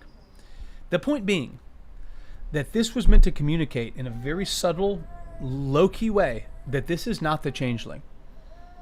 You think this human male is the fucking changeling?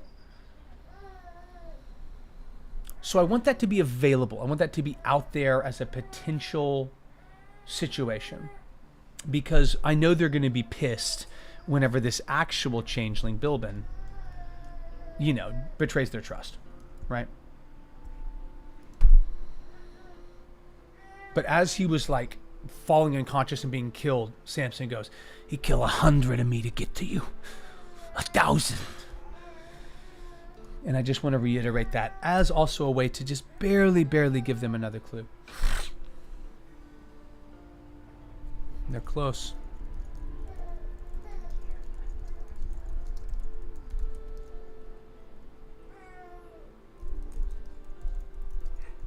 Cool. Okay. Guys, I love y'all. Thank you for bearing with me and loving on me, my sweet baby boys and girls. Guys, I love you. Y'all are awesome.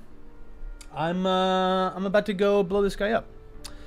And hopefully do it with some candor and some respect. You know what I mean? Hopefully do it with some candor and some respect.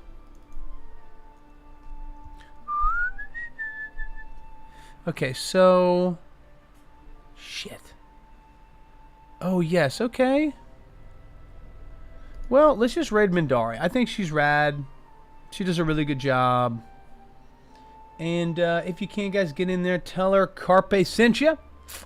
I really do love you guys. I appreciate y'all coming through, supporting me. I will be back this Friday. I will be streaming some Elden Ring. It is honestly going to be a great time. I don't know if you guys know this. I beat Elden Ring. No big deal. No big deal. But now I'm back to take a little more back. From Bandai, that is. Okay, I'm rattled by this PC thing. I'm going to get out of here. Guys, I love y'all. Say what up to Minari for me. It comes through on Friday. Much love. Peace. Goodbye.